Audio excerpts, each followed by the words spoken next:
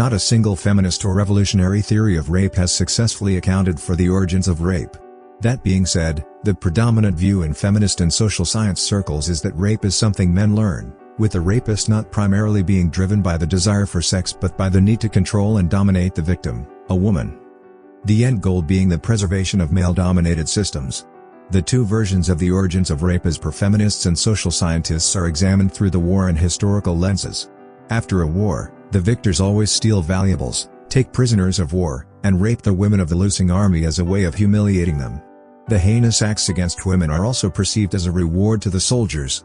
It was unheard of for the male survivors to be sodomized as additional humiliation to their manhood. Well, most wars are of course fought by men, so most of the people who end up dead are men and those who survive are taken as prisoners of war or slaves, but that's besides the point of course. For instance, the book of Numbers 31:1-18 describes Moses ordering the slaughter of Midianite males after war and the sparing of 32,000 female virgins to become slaves or be given to the soldiers. The specific text reads, "They fought against Midian, as the Lord commanded Moses, and killed every man. The Israelites captured the Midianite women and children and took all the Midianite herds, flocks and goods as plunder." Moses was angry with the officers of the army, the commanders of thousands and commanders of hundreds, who returned from the battle. "Have you allowed all the women to live?" he asked them. They were the ones who followed Balaam's advice and enticed the Israelites to be unfaithful to the Lord in the Peor incident, so that a plague struck the Lord's people. "Now kill all the boys. And kill every woman who has slept with a man, but save for yourselves every girl who has never slept with a man. Anyone who has killed someone or touched someone who was killed must stay outside the camp 7 days. On the 3rd and 7th days you must purify yourselves and your captives. Divide the spoils equally between the soldiers who took part in the battle and the rest of the community. From the soldiers who fought in the battle, set apart as tribute for the Lord 1 out of every 500, whether people, cattle, donkeys or sheep." The plunder remaining from the spoils that the soldiers took was 675,000 sheep, 72,000 cattle, 61,000 donkeys, 35 and 32,000 women who had never slept with a man. Of course, in this case, the fact that the lives of women were spared just because they were women and men were slaughtered just because they were men is not important, since our interest is the women being given to the soldiers, because that is way worse. Deuteronomy 21:11-14 details how the women who went into slavery were shaved and given 30 days to mourn the loss of their families, and thereafter they were required to sexually submit to their captors. The text says, "If you notice among the captives a beautiful woman and are attracted to her, you may take her as your wife. Bring her into your home and have her shave her head, trim her nails and put aside the clothes she was wearing when captured. After she has lived in your house and mourned her father and mother for a full month, then you may go to her and be her husband, and she shall be your wife. If you are not pleased with her, let her go wherever she wishes. You must not sell her or treat her as a slave, since you have dishonored her." That last statement is often overlooked when claiming that the Bible supported female captives of war being forced into marriage. The Greek god Zeus is known to have used different tricks, including deceit, to have sex with mortal women. Of course, deceit is not forceful, but feminists' interests is overcoming female hesitancy. The rape of the Sabine women in the ancient Roman Empire starts with the establishment of Rome by Romulus, and Romans discovered that there would be no one to inherit their beautiful city after the realization that there was a shortage of women. Romans tried peaceful negotiations for wives with neighboring communities including Sabines to merge the communities through intermarriage, but they refused because of the perception of Romans as a potential rival society. The unsuccessful negotiation resulted in the abduction of Sabine women and making them wives. Romulus used the festival of Neptune Equestre to lure Sabines, where more women were abducted. The Sabine males were angry and retreated to their city to form an army. Word is that Romulus addressed the abductees and told them to accept the Romans as their husbands. The abducted women were given the choice to either stay or return, with staying coming with the promise of marriage, sharing of civil and property rights, and becoming mothers to the free men. As legend has it, Sabine men came back to rescue their daughters, but the women ran between the forces and requested their fathers to not fight their new husbands.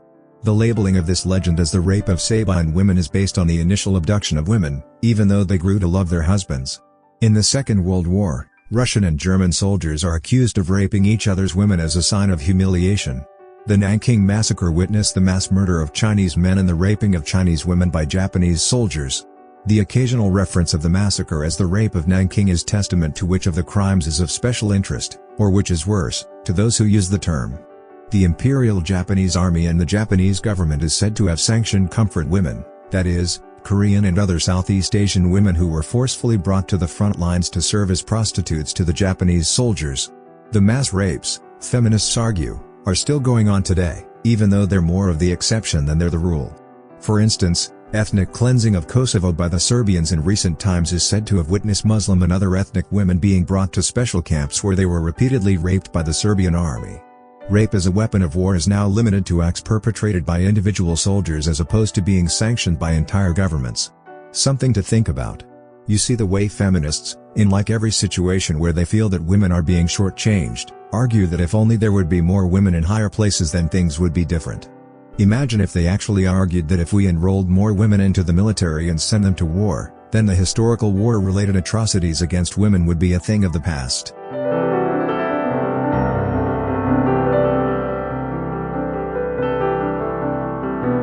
The criminality of rape dates far back to the Code of Hammurabi that is considered the first ever written law. However, the criminality of rape is historically presented as a violation against the victim's husband or father as opposed to the actual woman. According to ancient Hebrew law as documented by Deuteronomy 22, rape or even consensual sex with a virgin without the father's permission bore specific consequences, more of that in a bit. The most common consequence was the offender paying a set sum of money to the most dominant male in the family. The perception of women as property in ancient times meant that rape was kind of trespassing against the owner. Interestingly, women being perceived as property goes hand in hand with women being always protected, as in the previously highlighted case of the Sabine women who begged their fathers not to fight their husbands.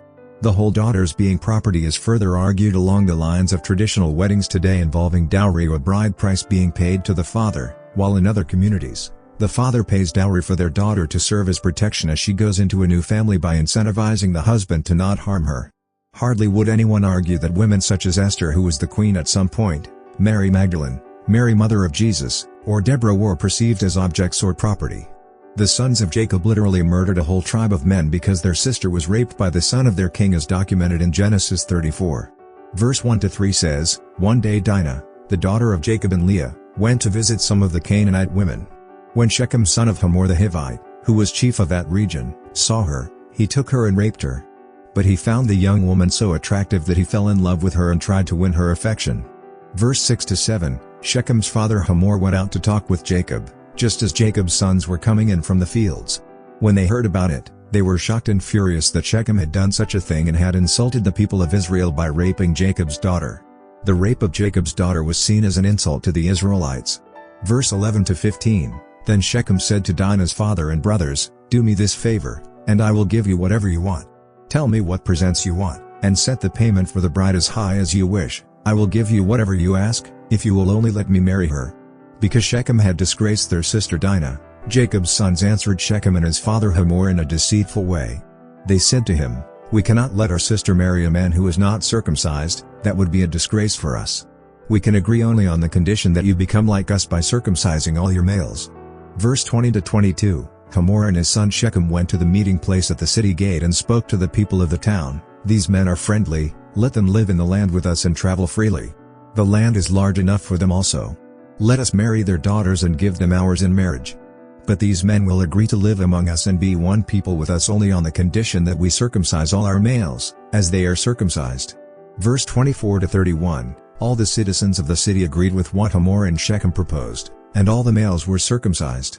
3 days later, when the men were still sore from their circumcision, 2 of Jacob's sons, Simeon and Levi, the brothers of Dinah, took their swords, went into the city without arousing suspicion, and killed all the men, including Hamor and his son Shechem.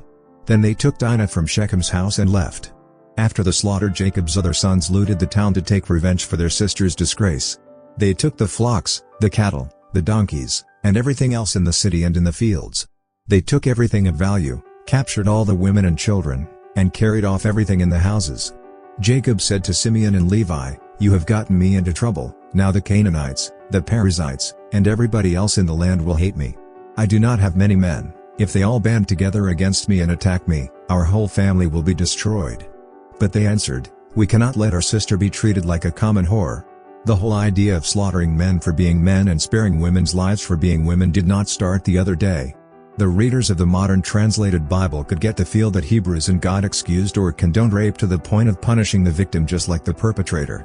This comes from the previously mentioned Deuteronomy 22, where both the man who raped a virgin and the victim were stoned to death, with the reasoning being if she had resisted and screamed for help, she would have been helped. Failing to scream or resist in the case of the victim was interpreted as consent. If a woman was sexually coerced outside the city, like in the fields or something, the perpetrator was put to death because being alone implied that the woman couldn't ask for help. Additional punishments for sexual coercion include paying 50 shekels and being forced to marry the victim without the option of ever divorcing them. The particular text from Deuteronomy 22, 23-29 says, "If a man happens to meet in a town a virgin pledged to be married and he sleeps with her, you shall take both of them to the gate of that town and stone them to death, the young woman because she was in a town and did not scream for help, and the man because he violated another man's wife. You must purge the evil from among you. But if out in the country a man happens to meet a young woman pledged to be married and rapes her, only the man who has done this shall die. Do nothing to the woman, she has committed no sin deserving death." This case is like that of someone who attacks and murders a neighbor, for the man found the young woman out in the country, and though the betrothed woman screamed, there was no one to rescue her. If a man happens to meet a virgin who is not pledged to be married and rapes her and they are discovered, he shall pay her father 50 shekels of silver. He must marry the young woman, for he has violated her. He can never divorce her as long as he lives. The critics of the Bible, of course majority of them holding feminist views, do not take into context the societies at the time the Bible was written. At the time, hardly would an unmarried woman be strolling out in the night without being accompanied by a male. The city was small, the houses were so close to each other that any distress call wouldn't go unanswered. The discussions surrounding sexual coercion in biblical times rarely highlight the severity of punishments. There were no prisons. 50 shekels of silver was a large sum of money. Marrying the victim with the option of divorce was neither good for the perpetrator nor certainly for the victim. Community acceptance was important at the time, and as such, word would go around fast about what the perpetrator did to the victim. Witnesses were required to testify before sentencing. Of course, feminists would say women were not believed and believe all women, to justify inflicting maximum sentences.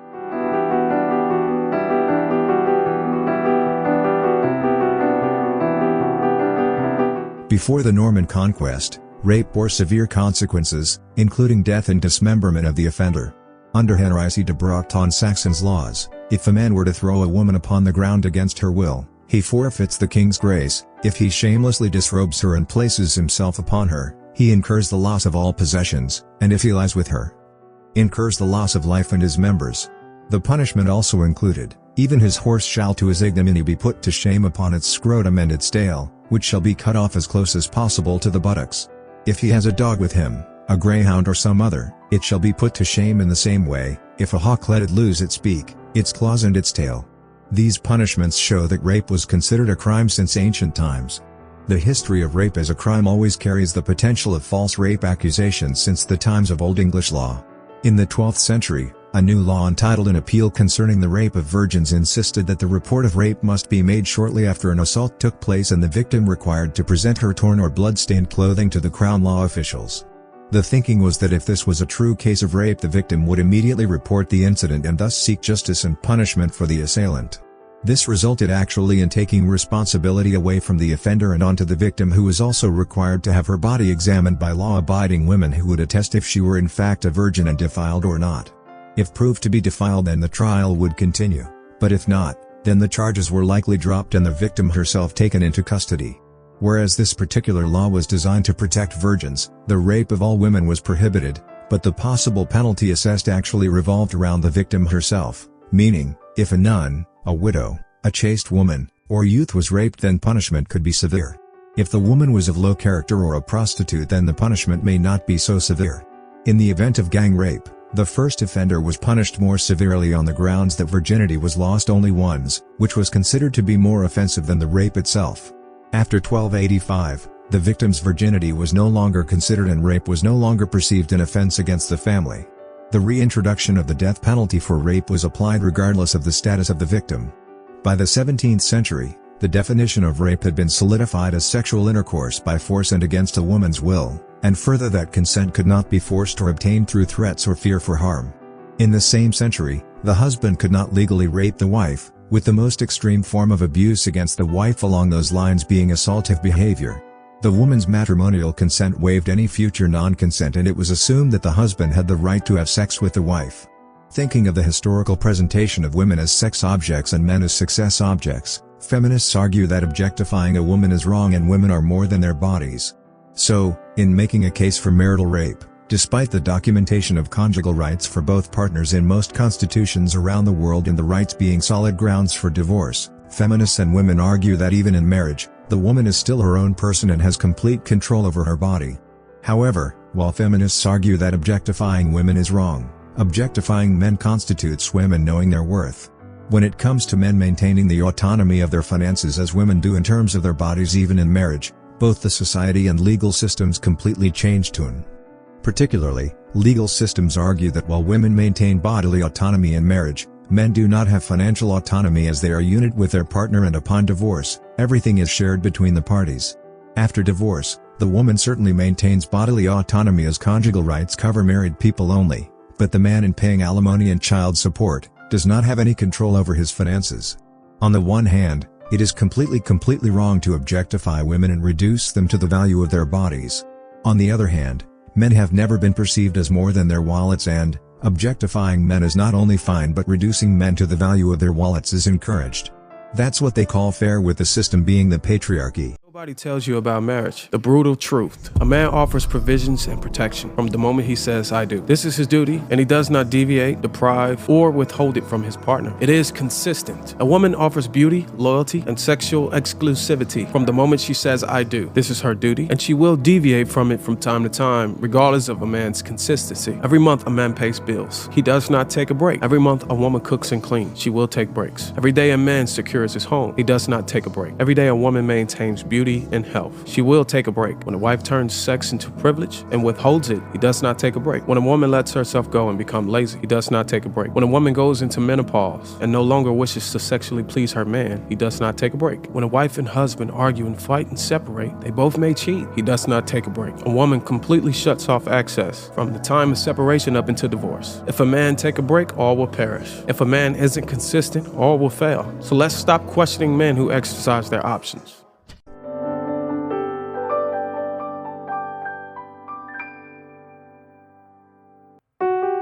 Some of the popular rape-related myths commonly cited by feminists include an otherwise healthy woman can prevent being raped if she truly wants to. Rape that resulted in pregnancy was not rape because a woman couldn't conceive unless it was consensual, and that victims lie about rape.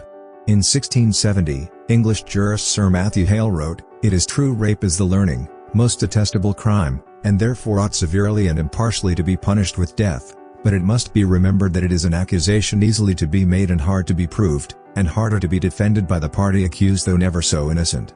The whole issue surrounding false rape has remained alive throughout history, especially with the broadening of the definition of rape and the introduction of the consent element.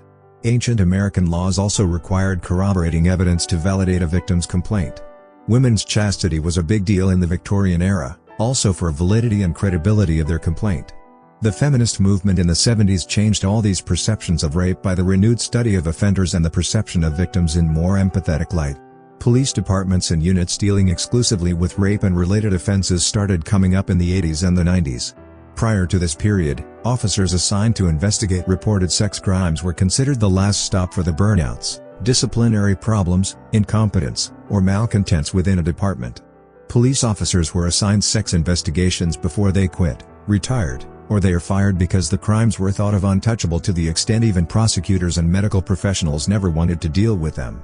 Victims were never believed if no physical injuries were observed. Medical professionals went out of their way to avoid rape victims, and evidence gathering was highly dependent on who was on call.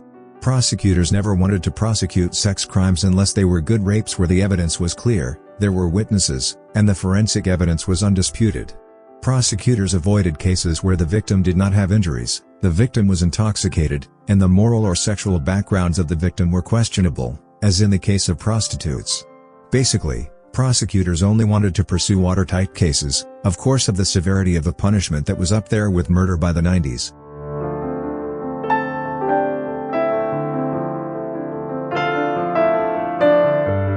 Despite the rate of forcible rape being on the decline over the last few decades, social commentators and feminists argue that rape is massively underreported.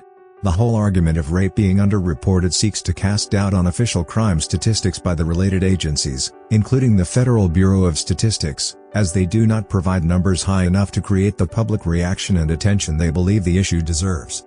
Official crime statistics place the prevalence of rape at around 2%. Is that number high? Of course.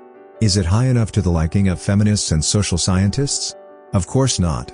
As a solution for the massive underreporting, feminists often rely on general population surveys to allegedly paint the true picture of rape and sexual assault. Victimization surveys, one the most popular being National Crime Victimization Survey, NCVS, that was launched in 1972, widen the definition of rape and sexual assault as much as possible to get the highest number possible to create more hysteria around the topic. Ever heard the statistic that 1 in 5 women are or will be a victim of sexual assault at some point in their life? Well, that statistic is often taken from this general population survey. A couple of interesting things from the survey that haven't gathered as much attention: the rate of sexual victimization of men and women is the same as evidenced by the inclusion of made or forced to penetrate crimes. This is how the study defines forced to penetrate, which is a new category that focuses on men since rape overly focuses on women. The other thing is the questions that were asked to determine what was termed as rape or sexual assault, of special interest being kind of breaching the promise to marry or something, as well as being persistent on the part of men. Breaching the promise to marry, which facilitates women taking back consent after giving it, is the basis of majority of rape cases reported in India. If the whole situation in India is of interest to you, here's a video talking more about the same on this channel.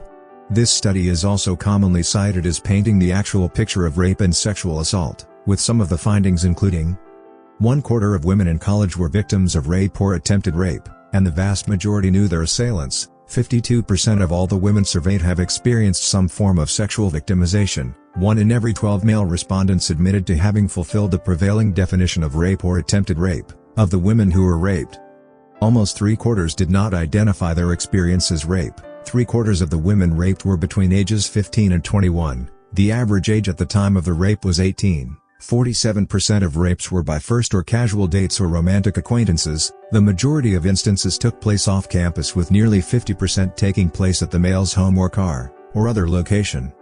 1/3 of the women had never discussed what happened to them to anyone, and more than 90% never reported incidents to the police.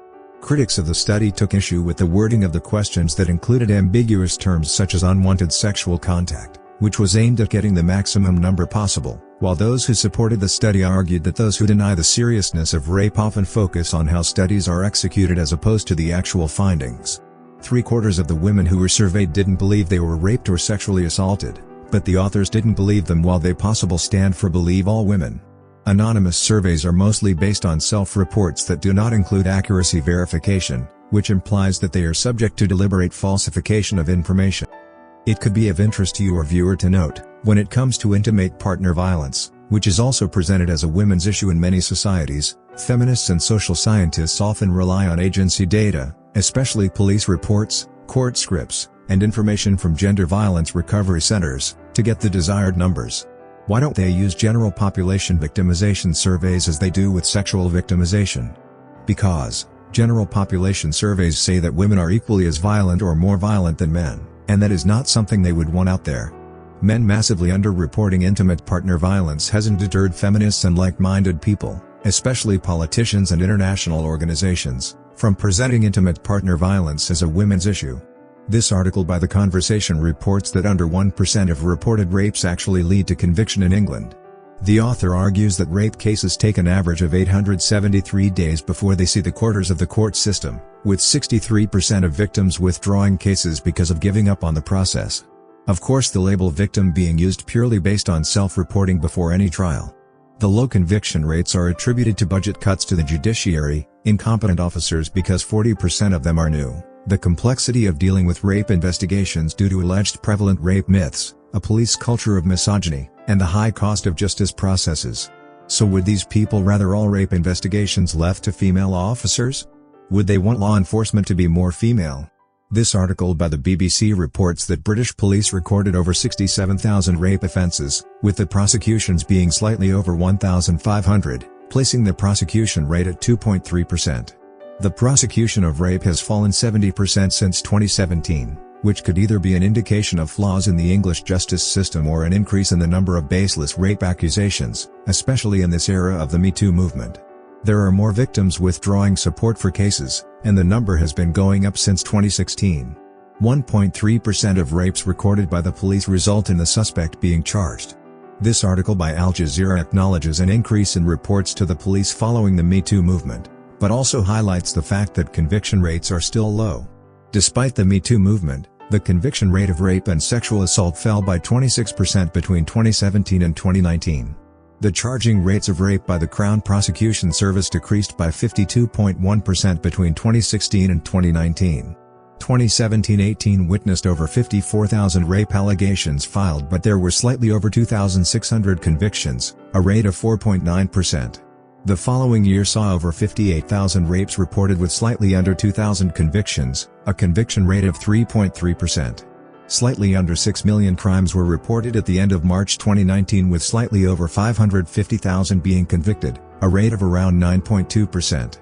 The author associates the low conviction rate of sex crimes with evidential and perceptual challenges, the lack of witnesses because of the privacy of sex crimes, the ambiguity of what constitutes consent or not, stereotypes surrounding the involvement of drugs on the part of the woman, and previous consensual sexual activity, among others.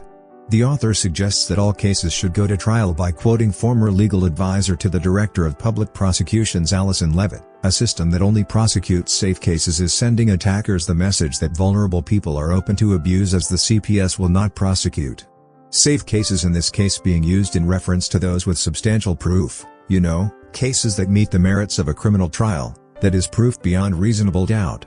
The tone of this article reflects that of women's rights groups that suggest using the slightest amount of evidence, or none, as is the case of Just Believe All Women, to grant one of the most severe punishments. Basically, they want heavy punishments without heavy burdens of proof. Evidence admissible for a civil trial, but with a criminal conviction. While they call for all cases getting to trial, they complain of the amount of time taken for rape cases to get to court, as well as budget cuts to the justice system. For the record, this is what UN Women defines as sexual assault. Of special interest, staring in unwanted sexual advances. How someone knows you're staring at them, without them staring at you, is interesting. And of course, the normal dating process entails men primarily approaching women without prior knowledge of whether they could be accepted or rejected, but a woman, as per UN Women, without even giving a response, could label being approached as assault.